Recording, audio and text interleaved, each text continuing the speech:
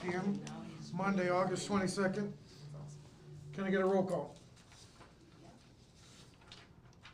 Mr. Sterling? Here. Mr. Thompson? Here. Mr. Smith? Here. Evelyn Meeks here. All right. Pam Cook. Terrell Yarbrough. Michelle Herb. Josh Duran. Thank you. All right. We don't have anybody for the Pledge of Allegiance, correct? Correct. We'll just do it. Jason. Jason, all right. I'm going to turn this over to Jason Bloom. Mr. We Blue. all stand and join us in pledge. I pledge allegiance to the flag of the United States of America and to the republic for which it stands, one nation, under God, indivisible, with liberty and justice for all. All right, can I get a motion for approval of the agenda? Motion. Second? Mr. Thompson? Aye. Mr. Smith? Yes. Mrs. Meeks? Aye. Mr. Sterling? All right. Turn it over to Dr. Terrell. All right. I love this part of the meeting. The mission of the Harlem Consolidated School District as a vital part of the community is to help diverse learners realize their unlimited potential by providing an educational program dedicated to academic excellence and the development of strong character in a safe and respectful learning environment. Thank you, sir. All right. Can I get a motion for approval of the board meeting regular and closed minutes August 8th, 2022? Second. Mr. Smith? Mr. Smith?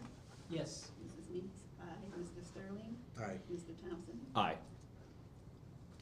Turn it over to Jason Bloom again for awards and recognition. Well, good evening, everyone. It is my pleasure this evening to introduce a few individuals that have been instrumental in some of the CTE work that we've been doing these last few years, but more obviously most recently. And so I'm going to invite up Patty Lawrence and Dave Vella. I'm going to let actually Patty take the lead on this one because she's worked closely with Dave in his support for our program. So Patty, it's all you. Thank you. I would like to begin with thanking the Harlem School Board for your dedication and commitment to the Harlem students. I know that you guys give 100% and I appreciate that. Now I would like to recognize Dave Vella. Dave Vella is our state representative for the 68th district. Dave has continued to support career and technical education in our area. Some of the highlights of working with Dave include he has advocated across the state line area and the state for CTE programs to be expanded and accessible to all students. He has assisted Harlem in securing DCEO funding for our CTE culinary program. He continues to be a resource for CTE and businesses, which includes forming partnerships between the school and the businesses in order to provide opportunities for CTE education and advancement of all Harlem students. Thank you, Dave, for everything you do to impact our community. Yep, but I wanted to make sure that he has a chance to say a few things if you'd like. Well, thank you to the board and thank you especially to Patty. I've known Patty for a long, long time. I quit my job as a private attorney to be a state representative in large part because of this. I saw that kids were coming out of schools without the ability to walk either into a job or into college. And I knew that, especially now that I was a small business owner, there's a lot of job need out there. And there's a lot of kids aren't being able to fulfill those jobs. And it's people like you guys and people like Patty who I can come to and say, what can I do to help? What money can I bring? What state agency can I kind of help goose? What can I do to make sure your kids are ready for life the day they walk out of high school? So I really just want to say thank you to you guys for making my decision to leave my practice and do this full time fruitful. So thank you very much for everything you do. Thank you very much. Thank you. Thank you. So we will get a photo.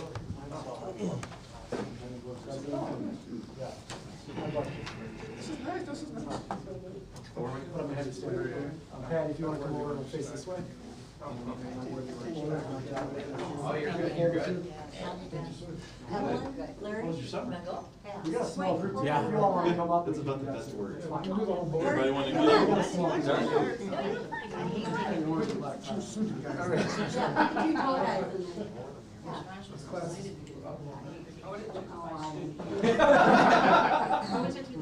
Perfect. That's perfect. That's perfect. Yeah, that'll be great. 1, 2, 3. Let's do him first then. 1, 2, 3. Thank you. All right, swap it up, all right. Beautiful, 3, 2, 1, great. Beautiful, guys, beautiful, love it. All right. Thank you, everybody. Okay, thank you very much. Thank you. Thank you.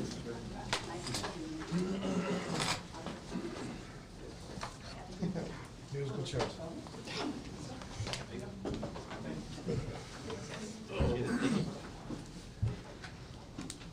All right, I can say that there's no comments from the community? There's none. There are none. All right, turning it over to Josh for approval of the bills. All right. The total payables this period were $903,995.24. Split out by fund, the education fund paid $586,895.50. The operations and maintenance fund paid $236,992.25. The transportation fund paid $40,340.35. The capital project fund paid $26,771.14, and the life safety fund paid $12,996. Again, for total expenditures of $903,995.24. Are there any unanswered bill questions? No. No. Can I get a motion to approve the bills? Motion. Second. Mrs. Meeks, aye. Mr. Sterling? Aye. Mr. Thompson? Aye. Mr. Smith? Yes. All right, moving on to communication and committee reports. The next regular board meeting will be September 12th, 2022 at 6 PM. Recommendation to release redacted closed minutes from January 1st, 2022 to, what is that, June 30th, 2022. And then we will have the board self-governance work session with Laura Martinez from IASB facilitator at September 15th, 2022 at 6 PM. Do you want to do Jill's as well? I will. All right. Thank you. All right, moving on. Next policy committee meeting will be October 17th, 2022 at 6 PM. And a recommendation to approve the second reading of policy updates from 7/11/2022, first readings. And that ends my report. Evelyn. Good evening, everyone. First, I want to say thank you to everyone for doing the first this afternoon or this evening. Also, for last month, I wasn't here, but my report is I attended the Harlem annual safety meeting.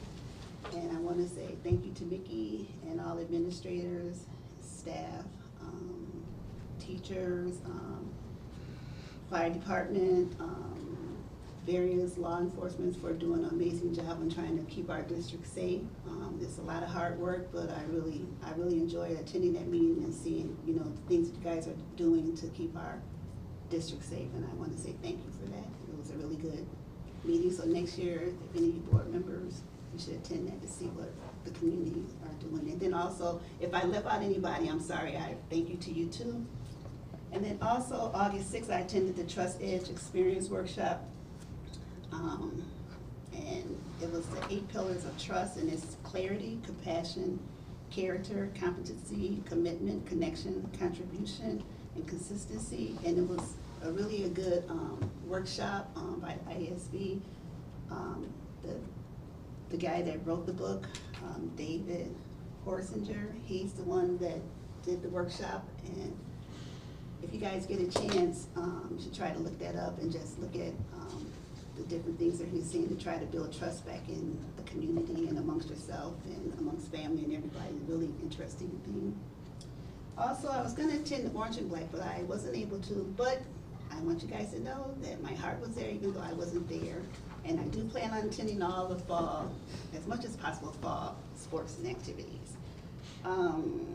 Also, I want to welcome everybody back to another school year, 2022, 2023, and hoping for a safe, fun, educational experience, and just to let everybody know that we are a good district and we care about each other. We're going to continue to make sure our students and our community be successful.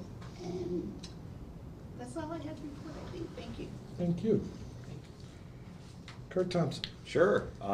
Welcome back, Huskies. Welcome back, teachers. Excited for all the great moments that we're going to have and all the great things that are going to be presented here for this next year.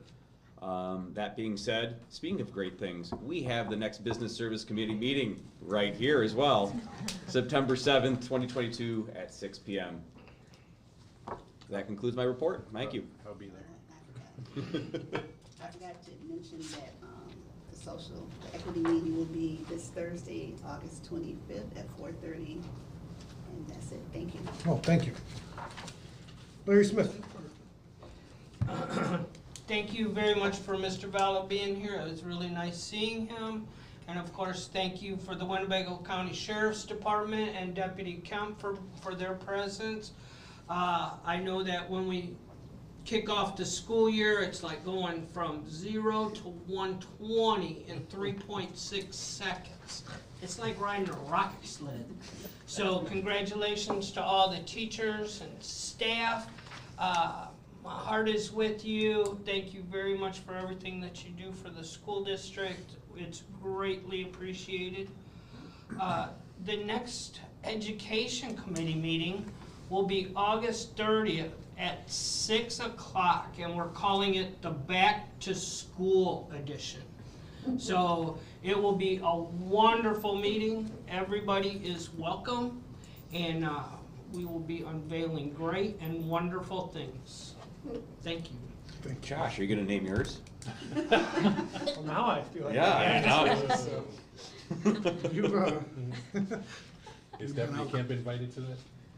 Yes, Deputy Kemp is invited. Come over to my house if he wants. Smoking meat tomorrow, man. We're gonna move on to administrative reports. Dr. Michelle Erb, that was my segue. Yeah. And I don't have anything this evening, thank you. Okay. Now, Josh Rand. all right. My first item tonight is a recommendation to approve a resolution declaring surplus property at McChesney, Windsor, Wilson Park, the high school, and the administration center. Any questions on that? If not, then I will roll into the budget presentation. And then- All right. And then after that, I'm just gonna hit a few highlights, if you will, from the spreadsheet that's been attached, so give me 1 minute to get this set.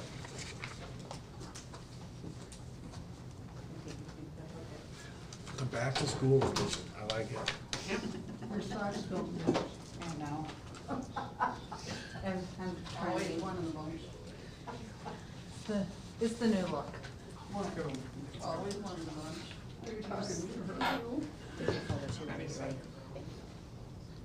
Hey, at least her shoes match. I give it to you.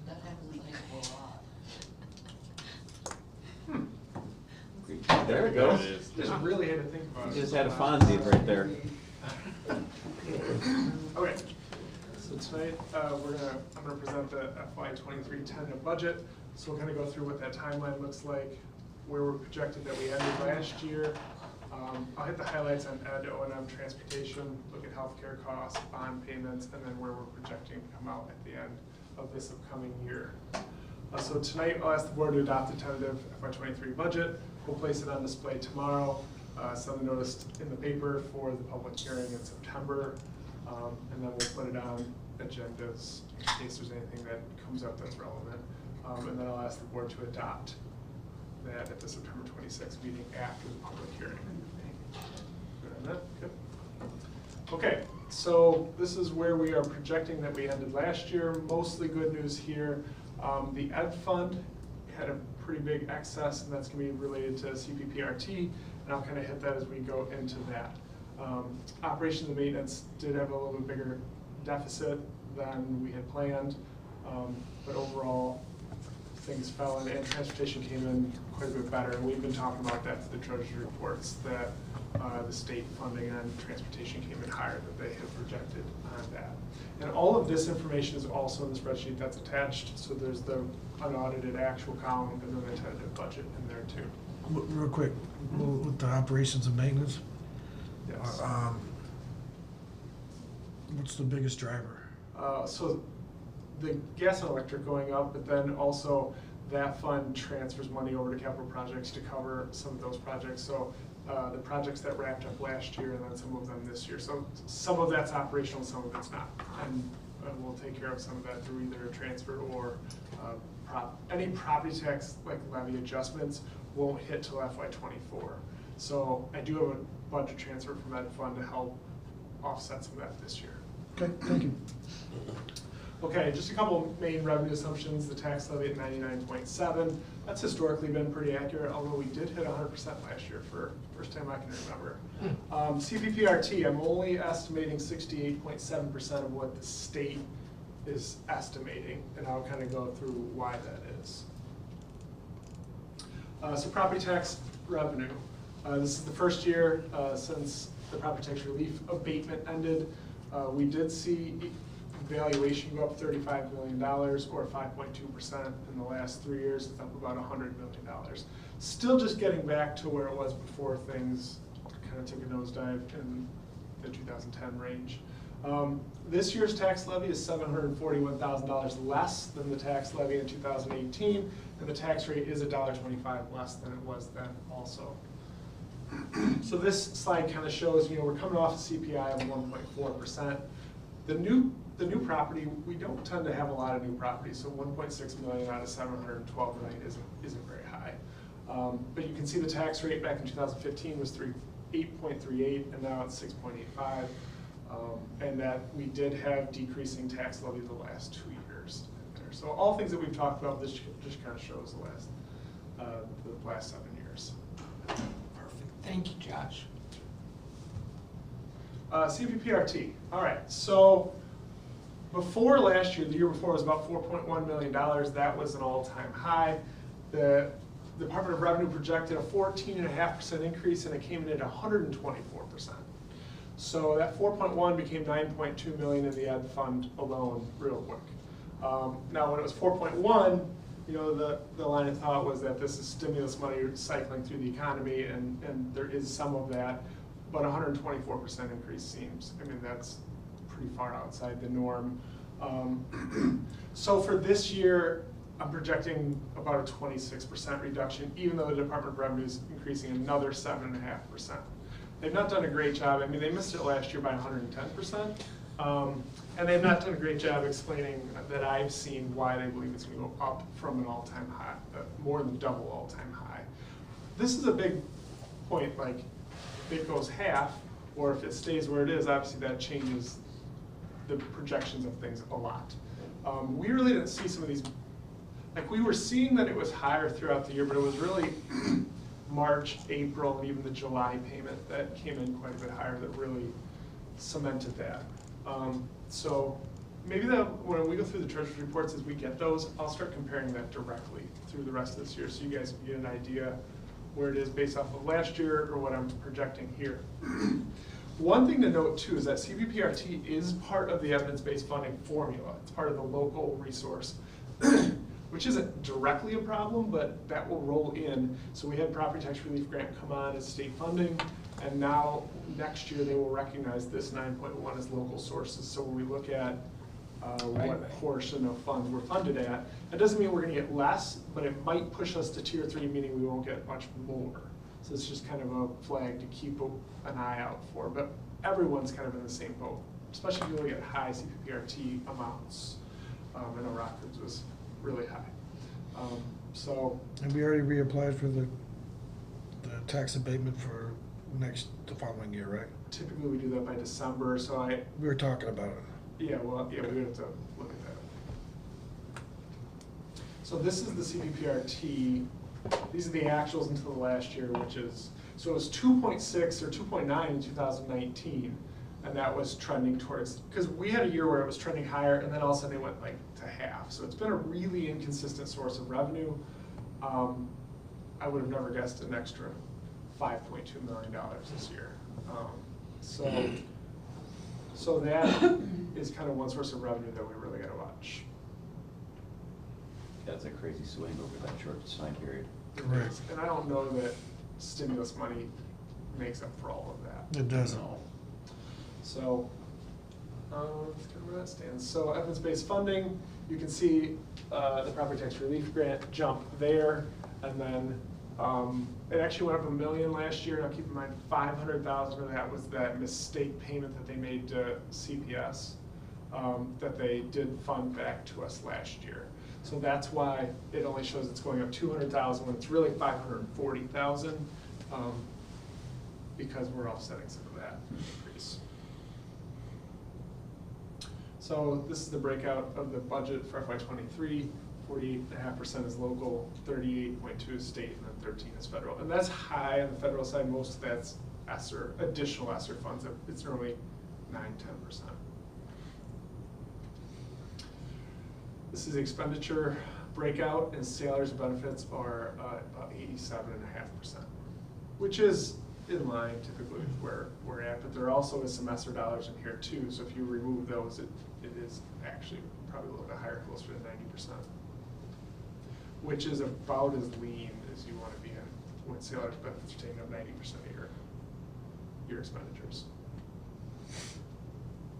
And this is a 5-year look back plus the budget of revenue to expenses. So that trend is positive there. And this is the fund balance. I think if you go back one more year, it was actually negative in 16 or 17. So that is positive information also. Because we were at, when things took a nosedive in 09, we were at about 12 million and ended up negative at that point. So operations and maintenance. So that federal slice is just some ESSER projects. Typically it's 100% local sources on that. And then this is the breakout there. They're about 45.5% salaries and benefits. Supplies is actually taking up a big chunk because it's gas, electric, water, all of those things. And then this is operations 6 years back on that. And that's mostly positive. Last year they were negative, and this year they would have been negative without that transfer too. So a little bit of work here. You get some positive ed fund news, but you're going to have a few other funds that we need to keep an eye on, adjust in the levy, do some of those things. And so this is the O&M trend of the fund balance. So transportation. Well, since the state paid more than they looked like they were going to, the state's now 63.6% of this fund, and that number will continue to grow as our bus replacement cycle revenue continues to come in. So that looked good this year, and transportation only ended up 15,000 in the whole. They had a $350,000 transfer, but we had projected 550. So if they can be, I have a $150,000 transfer this year, and then I think none going forward. But if they can not see big deficits those first couple of years of the replacement, they're going to be good to go, and that's going to be a really good plan for us. So transportation is almost 60% salaries and benefits. Obviously the $1.8 million we spend on buses takes up a chunk of that too, and then fuel obviously get us on that too. So that's good with the fuel increases to still be okay in that fund this year. And then this is transportation's 6 years. Mostly good news there. And then their fund balance. So for the upcoming year, projecting an ed fund excess of 3.5 million. Toward is 150,000 short, and part of that is 140 of that is the insurance. So if the cyber went up, insurance in general is high, and a lot of that's based on actual claims. So that one will probably need a levy bump this year. Operations and maintenance is positive, but it's only because there's 425,000 going over. Some of those are projects covering projects that are capital projects. I wanted to code some restroom remodel at the middle school to life safety, but it can't be. It's got to come through O&M. And then IMRF Social Security is 130,000 short, and so that is obviously a pretty good raises coming in here. So that'll be a levy adjustment also. And then capital projects funds we'll look at between the bond issuance, the ESSER money coming in, what that fund looks like. Not much going on in working cash, and then life safety, I'll kind of run through those projects. One thing I'll note too is that interest is going to go up quite a bit in these funds, so I factored that in as we go. Healthcare. This is another one of those cautions, because we're up over $2 million this year in healthcare. And that's the biggest single jump we've had in a long time. The first bill of this year came in under, which is good. So we'll have to see what that trend looks like. You know, whether it's flat or whether it goes down or up, that is another factor. That and CPPRT are kind of our two most important things that we have to watch. You combine bad of both, and that will be a flag. They both go in the right direction, and obviously that will be positive for us. So, look, this one's tricky to answer too, because coming off of a year of a % increase like that, projecting actual claims can be tough. So, How soon do you get reports back for the claims? Is it quarterly? so we pay the actual bill each month, which is a couple-week lag. So, you know, we have the first one, so we'll get one in the middle of the month each time. So the first one looked okay. Well, the bill that we pay in July gets journaled back because those are June claims. So the first real claim for this year was the one we just paid in August. So, and even a portion of the August one goes back if there were June or May claims. Correct. But just while we're going over it, that would be something, as we're seeing some trend, we can. It'll just be a treasury report like the CPPRT like that. It's got its own slide in there. I think that's, but we did see stop loss go up by a decent amount.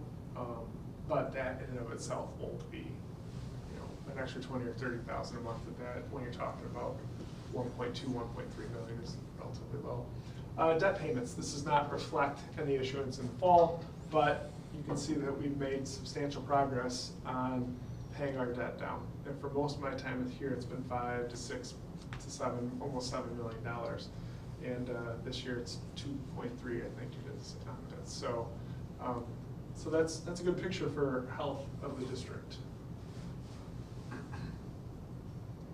Uncertainties, we talked about CPPRT, healthcare, what happens with inflation, does COVID have any other impacts on us? We do have semester 3 funds that go through 24, but I mean, right now, the COVID piece looks okay, but inflation and those other factors are obviously having an impact on us, so we would kind of see. Do you want, if you guys have questions now, I'm happy to answer them. I can run through the highlights of the other funds and then take questions, or, and keep in mind, we have a whole month before we ask for final approval on this too. So, do you guys have any questions on what I presented? No. I like the idea of the meetings keeping track of some things that are concerning, just so we can kind of just have a pace on it, like a, you know. Just a highlight. Yeah, like a thermometer, how we're going. Okay, so there's a document called tentative budget that looks like this, and it's a spreadsheet, and so I'm just gonna, one thing to note too, in this budget, I don't have any ESSER 2 funds because they kind of closed and are reopening that, so we're kind of rewriting ESSER 2 from scratch, so we didn't have that in a spot where we were comfortable putting. So that'll be a net zero, it'll wash out, but I wanted to let you guys know that will be one of the changes that we talk about in September. So on the first page in the education fund are local resources, earnings and investments. We got $53,000 in interest last year. I'm projecting $698,000 in the ed fund, and you'll see percentage bumps similar to that throughout these funds. So an extra $650,000 in the ed fund is obviously helpful, and we've seen pretty big jumps from the Fed in terms of interest. Most of the other important topics in the ed fund I've already kind of touched on, so I wasn't going to go back through those. There's really nothing at the state level other than EBF that's of note. One federal source is federal lunch. In 2021, it was 1.9 million, so I budgeted 2.1 this year, and it came at 3.5. So that one jumped quite a bit, but that program ended, and then we're rolling in CEP, which is a different reimbursement rate. So we'll kind of see how that one goes. I have just under 2.7 million in there. 200,000 of that is a commodity entry. That's a net zero. It's a revenue and expense. So my projection of actual dollars in is really about 2.5 million. So hopefully that comes in and should be fine. Medicaid, I budgeted 1.4 million. The 2 years before that, it was 706 and then 1.7 million. So I took 1.4 and it came in at 1.9. So this year I was budgeting 1,760,000. And then if you look at ESSER at the bottom there, it was 5.6 million actual. But because it's only ESSER three, it's 3.95 million this year, so that is a revenue drop there. And it should drop in the expenditure side too, but there's a few revenue drops and there's a few revenue increases in here. So overall, the revenues are actually down about 67,000 because of CPPRT and some of those other higher revenues last year. On the salary side, we did have a salary increase of just over $3.4 million and a benefit increase of about $750,000. So when you look at those, you're almost $4.2 million in 1 year in new salaries and benefits, which is a pretty good size number. It's probably it's the biggest number since I've been here. But that included those increased positions, those people that we hired using the ESSER funds? Yep, there is ESSER funds in there, yes. So that increase is kind of So what is justified in that. there's not a lot of new net positions in '23. Most of them would have been last year, right? So most of that is solely increases. Now there is the one-time bonus amount in there too, which is about 1.1. The only new positions are the truancy interventionist positions. So, and most of the benefit side is the TRS to offset that, or I did budget about 500,000 here for health insurance, just in case it goes out, because that one's tough. Because last year, I missed that one by $1.4 million, which is quite a bit. So that's mostly it for the expenditure side. The last page of expenditures, I do have the $150,000 transfer to transportation and a $425,000 transfer to O&M, which I had mentioned, leaving an excess of $3.5 million for this year. For tort, I mentioned earlier the insurance. Insurance is really the reason. It's up 140+ thousand, and that's why their deficit's 150,000 in there. So we'll have to adjust that levy on that fund. Operations and maintenance. Now I cut this bond issuance transfer out so that you guys could see actual operational money. But the way that this bond will have to flow is into the working cash fund, because it's a working cash bond. It then needs to transfer to the O&M fund and then transfer to the capital projects fund, because capital projects is a sub-fund of O&M. So I went back to when we did this working cash bond a few years ago, and that was the flow. So in O&M, you'll see an $8.5 million transfer in and transfer out. It actually says $8,925,000 in. That's the $425 from Ed and the $8.5 from working cash coming in. So those aren't really operational. And then there's $9 million going out to capital projects. That's the 8.5, and then 500,000 to cover projects.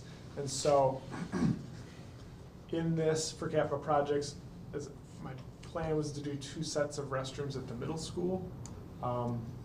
Although I set 200,000 aside, and DLA said that might be light, so I'm hoping 200,000 covers 4 restrooms, but we'll have to see as we get a little bit closer there. Obviously, there's CTE addition in capital projects, the rock cut gym addition. I think that's. What about the roof? There is no roof, so we were gonna do roofs. DLA said there's a 50% increase on roofs, so it'd have been an extra $1.5 million. So she said unless something's leaking, hold on the roofs. Insulation is a real problem for roofs, especially when you talk about the amount of roofs between CTE, rock cut, H9 and the middle school. That square footage amount, you're talking hundreds of thousands of square feet, and getting roofers, getting the insulation, all of that would have been an issue. So we're gonna evaluate it in a year. Okay. So. Understood. Nothing really of note in debt service. Transportation, I am projecting almost $600,000 more of state revenue. I'm not buying the expect less this year, so if that happens, then so be it. And I bought it last year, and then they paid way more. So, but a lot of that is the parking lots that we did, the buses that we bought, and so round 2 of the buses came in on time, so this year's purchase, so that's great. And this is coming in as we talked and projected, and looks good, so.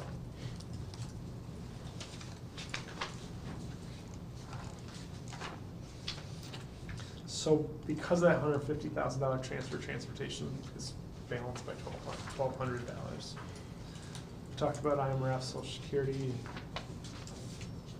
And so capital projects, I have $500,000 in DCO grant funds. 200,000 has been pledged. The other 300 seems likely, so I wanted to put that in here.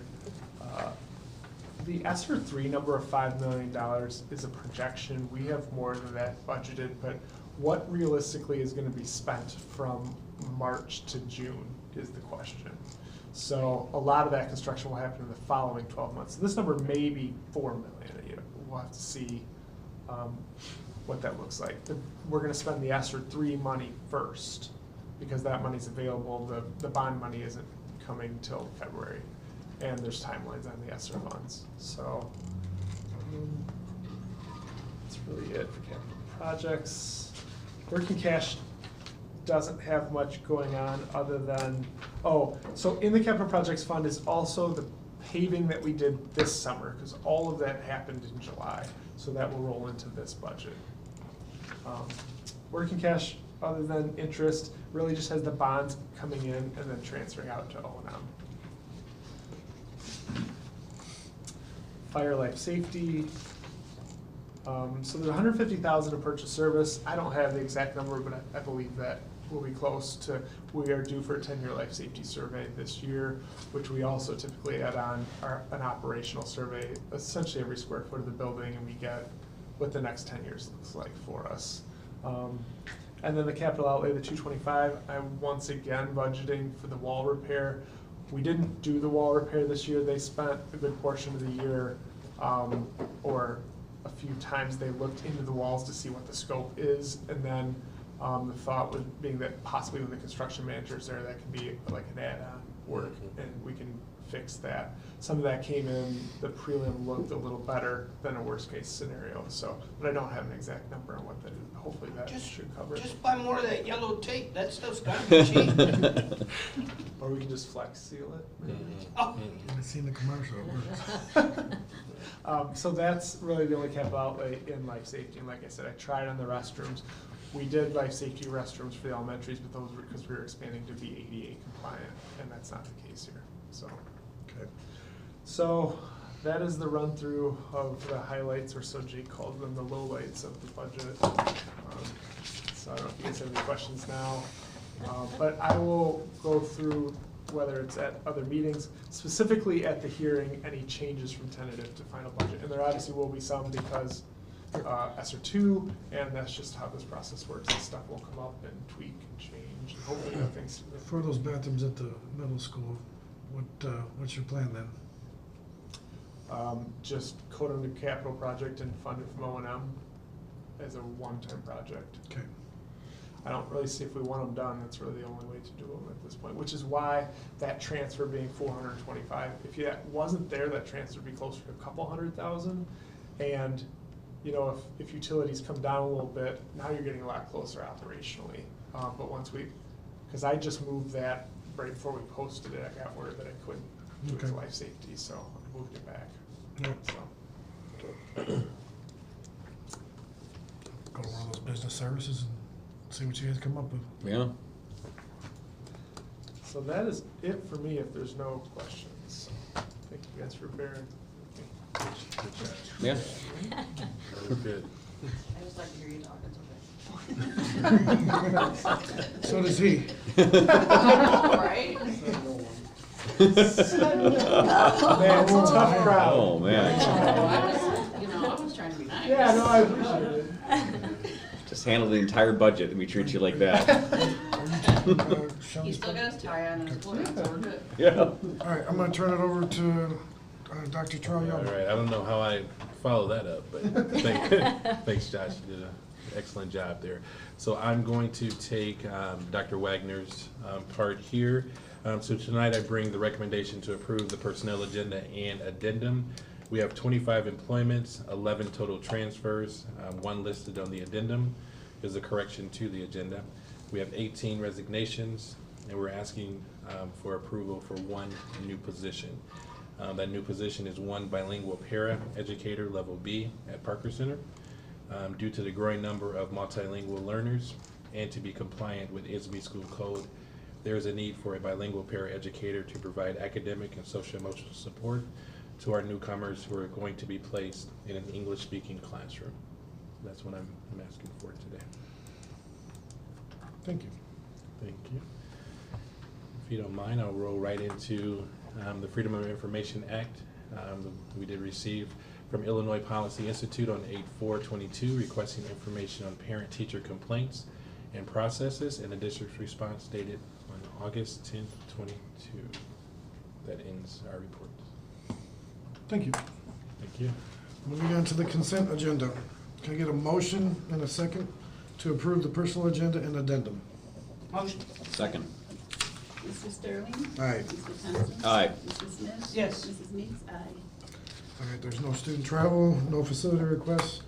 Moving on to action items. Approve, can I get a motion to approve resolution declaring surplus property? Motion. Second. Mr. Thompson? Aye. Mr. Smith? Yes. Mrs. Meeks? Aye. Mr. Sterling? Aye. Can I get a motion to approve second reading of policy updates from 7/11/2022, first readings? Motion. Second. Mr. Smith? Yes. Mrs. Meeks? Aye. Mr. Sterling? Aye. Mr. Thompson? Aye.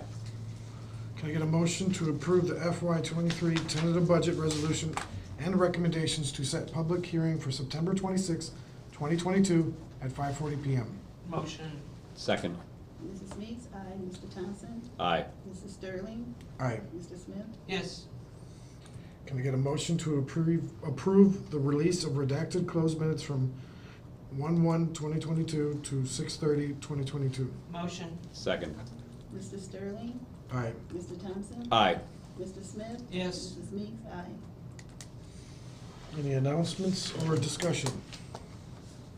No? Just wanted to quickly just thank everyone who was responsible for having us start school on time. Obviously, not everyone is starting school on time, so I'm very appreciative of that. So, yeah. Thank you.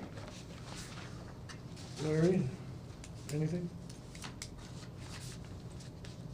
No, nothing that pertains to school or school district. I'll sit here and discuss stuff. Okay. All right.